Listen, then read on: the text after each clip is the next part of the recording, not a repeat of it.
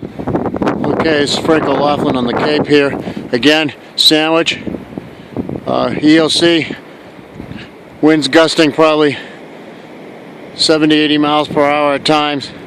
You can see the incredible blowing going on here. It's just wild.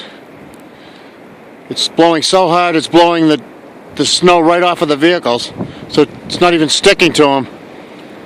Incredible.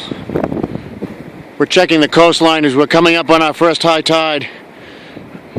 Probably going to have some inundation at points, so it's going to be pretty rough.